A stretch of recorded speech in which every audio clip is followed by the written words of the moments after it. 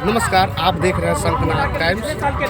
आज जैसा कि आप लोग जानते हैं, आस्था के महापर्व छठ पूजा को लेकर सभी जगह पर प्रशासन के द्वारा निरीक्षण किया जा रहा है और घाटों को दुरुस्त करने में लोग लगे हुए हैं। वहीं आज बैकटपुर की चर्चा में घाट आने का क्रम है और यहाँ हम आज बैकटपुर घाट पर मौजूद हूँ। यहाँ देखिए किस तरह का घाट है और क्या बनाया गया है और लोग आखिर जगह जो है लोगों के लिए जो स्पेस बनाया गया है वो क्या है, उसको मैं दिखाता हूँ। आइए मैं दिखाता हूँ आपको। यह जो है बैकटपुर घाट है और ये नीचे जाने का जो रास्ता है ये देखिए।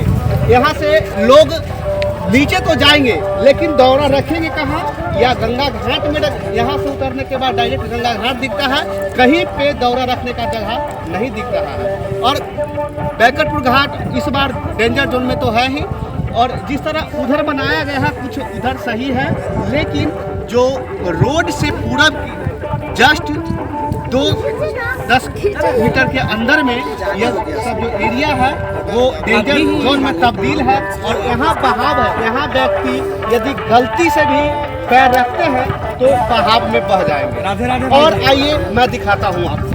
देखिए यह जो स्थिति है, गंगा जी नीचे आ ये सामने रोड है जो कि बैकटपुर से आती है। ये रोड के जस्ट पूरब का यह दृश्य है, पूरब का दृश्य एक बार देखिए। और इधर का दृश्य कुछ न से हाँ ठीक है, लेकिन इधर डायरेक्ट व्यक्ति आते हैं तो उसका रथ रखाव नहीं होगा, व्यक्ति क्या होगा इसका कोई आकलन नहीं है।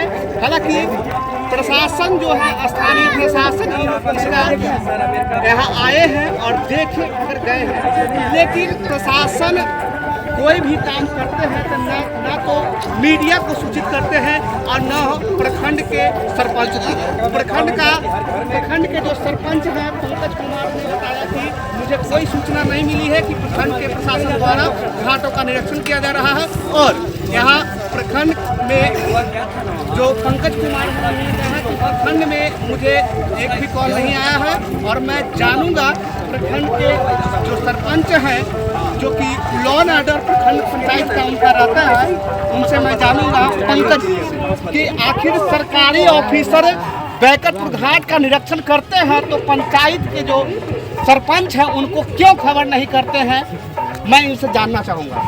सबसे पहले आपके शंखनाद परिवार को छठ माता का बहुत बहुत शुभकामना, हार्दिक बधाई। और सबसे बड़ी बात है कि सरपंच की अगर बात करी जाए तो सरपंच का तो कोई वैल्यू हमारा बिहार गवर्नमेंट ही नहीं दिया है, सिर्फ मूर्ति की दिशा बना के छोड़ दिया है। देखिए क्या बोल रहे हैं, ध्यान से सुनिए। बिहार गवर्नमेंट जो है, बिहार गवर्नमेंट जो कि सरपंच को कोई कहा जाए तो कोई हक नहीं दिया है, कोई उनका पद है जो कि चिन्हित है, सिर्फ देखने का है।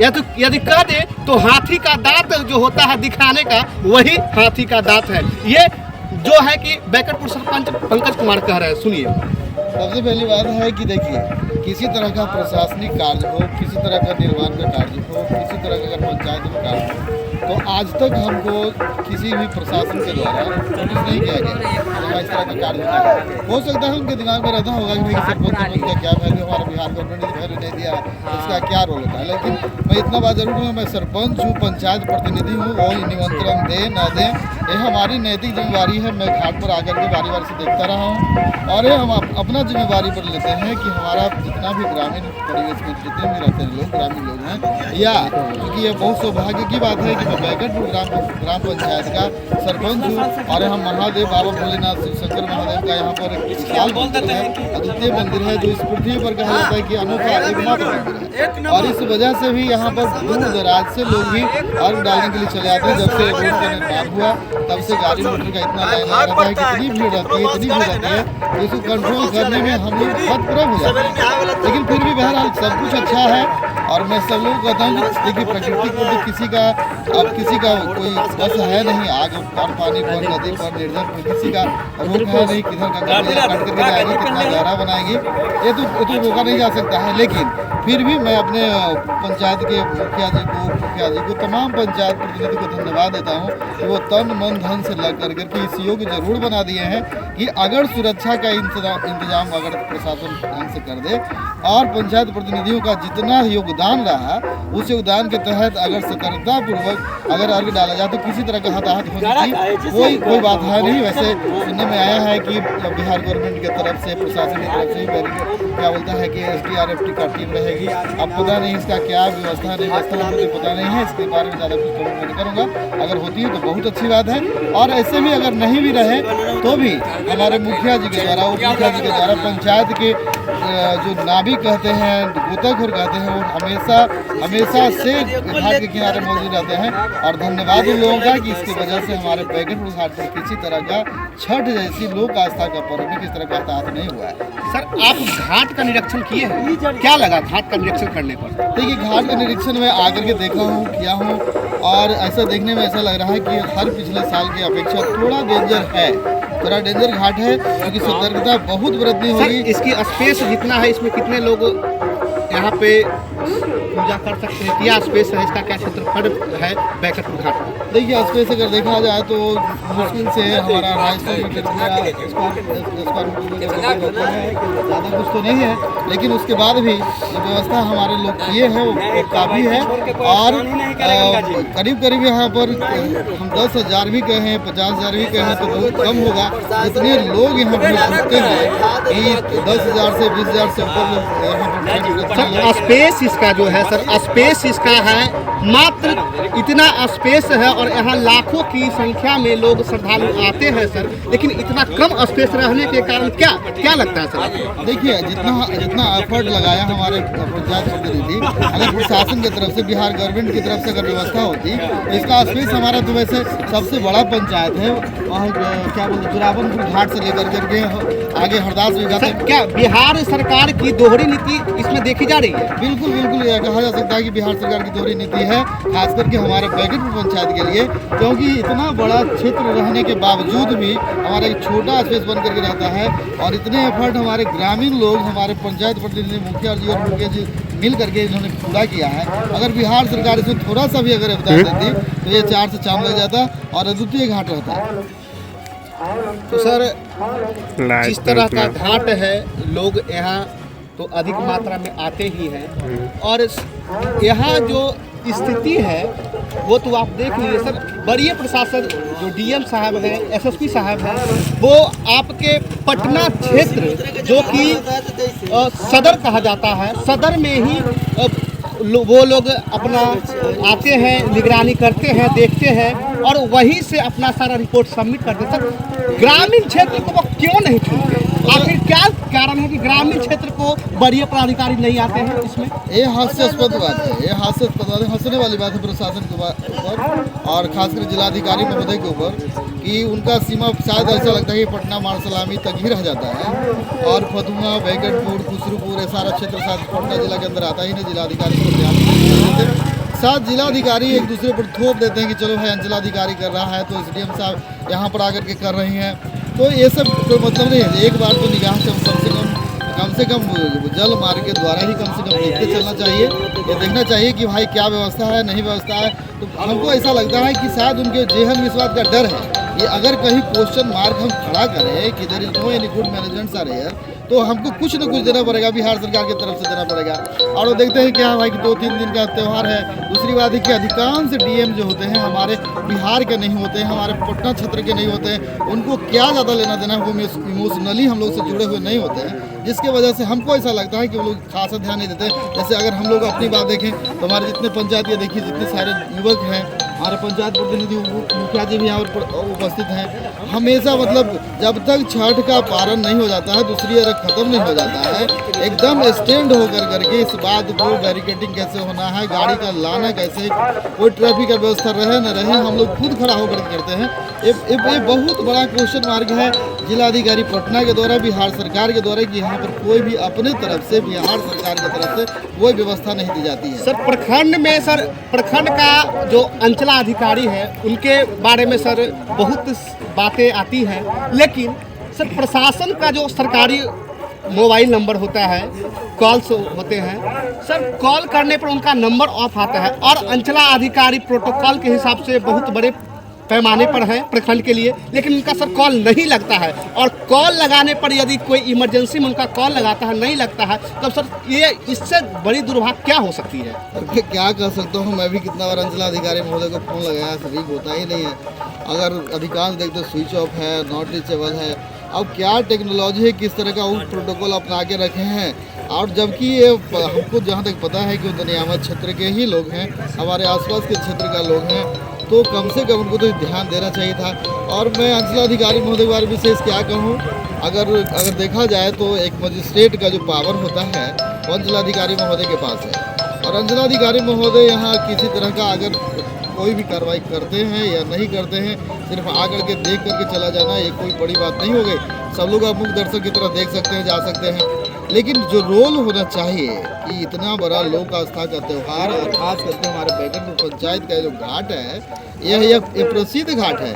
लोग यहाँ से पूजा कर करके सिर्फ अपने घर नहीं चले जाते हैं, बाबा महादेव पर जाकर जलार्पण भी करते हैं, जलाभिषेक भी करते हैं, और उसके बावजूद भी उपेक्षित रखते हैं। तो यह बहुत बुरा बात है, निंदनीय है। और जहाँ तक रही बात फ़ोन ऑफ रहने का, तो देखिए फ़ोन तो ऑफ रहता है, हम भी कितना बार ट्राई किए, इमरजेंसी में ट्राई किए और रिंग होता नहीं है, और नहीं तो कभी नॉट रीचेबल है। अब इसमें क्या कहा जा सकता है सर? आखिर कारण क्या है जो अंचलाधिकारी का सरकारी नंबर ऑफ रहता है और कुछ लोग जो उनके पर्सनल आदमी हैं, पर्सनल बोला जाए तो पर्सनल, और वो उनके पास नंबर रहता है, उनका कांटेक्ट हो जाता है, लेकिन हम लोग का कांटेक्ट नहीं हो पाता सर, क्यों? देखिए, अब इस पर हम तो क्या विशेष टिप्पणी करें। ये मैं समझता हूँ कि वो पर्सनल आदमी का ही शायद अंचलाधिकारी है, जनरल आदमी का अंचलाधिकारी नहीं है। देखिए बड़ी बात है, जो अंचलाधिकारी है पर्सनल आदमी का ही अंचलाधिकारी है, जनरल आदमी का नहीं है। यदि आप खुसरूपुर प्रखंड से हैं तो समझ लीजिए अंचलाधिकारी जो है वो पर्सनल आदमी के लिए है, खुसरूपुर प्रखंड वालों के लिए नहीं है। और बाकी विशेष छठ पूजा के लिए बता दूं तो बैकटपुर जो महापंचायत के रूप में जाना जाता है, सातों पंचायत का एक मुख्य स्वरूप है। यहाँ बैकटपुर शिव मंदिर है, और शिव मंदिर के अंतर्गत बैकटपुर घाट में जिस तरह का भीड़ लगता है उसको मैं बयान नहीं कर सकता आप लोग के सामने, जो कि यहाँ अधिक मात्रा में भीड़ लगता है।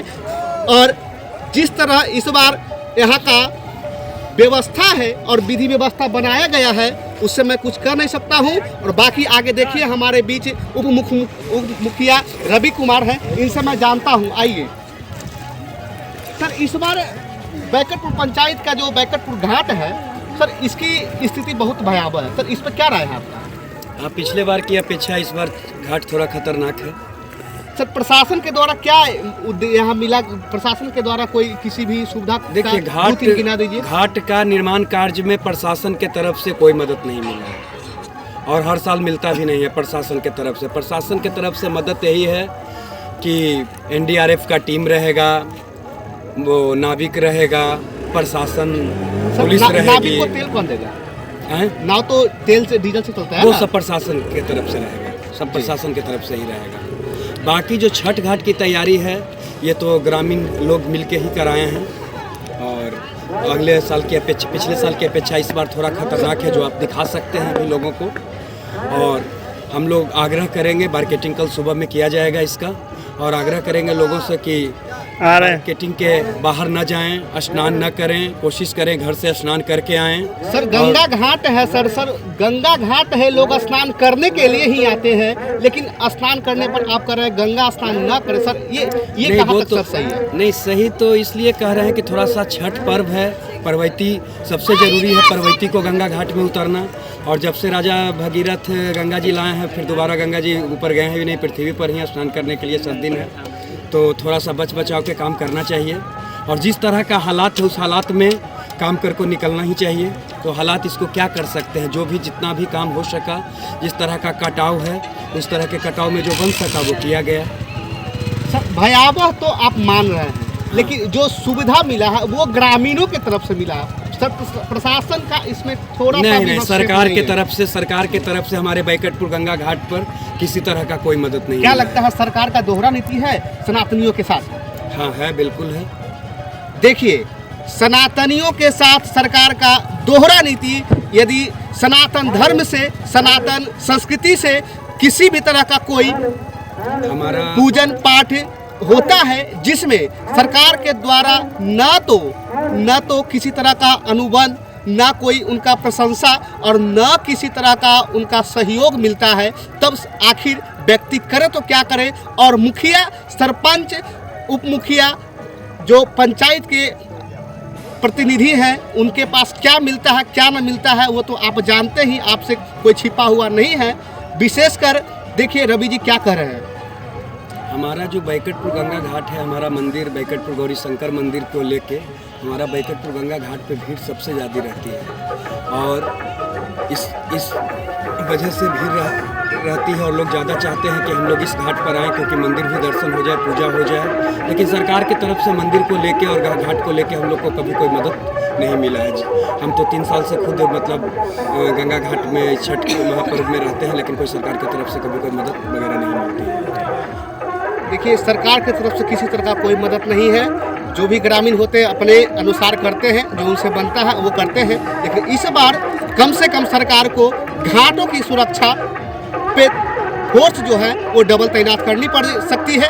और जो स्थिति है वो किसी से छिपा हुआ नहीं है, हमारे वीडियो में दिया हुआ है, उसको पुनः देख सकते हैं। जिस तरह का यहाँ पर घाट का, ये नहीं पूरे बिहार की घाट को कहा जाए तो कुछ चुनाव घाट है जिसको दर्शाया गया है, वही घाट सेफ है, बाकी कोई सेफ नहीं है। इसीलिए यदि आप छठ व्रती के घर से आते हैं, छठ व्रती है, सनातनी है, घाट पे जा रहे हैं तो अपना सुरक्षा स्वयं करें। इसी के साथ मैं सुधांशु पांडे, शंखनाद टाइम्स, धन्यवाद।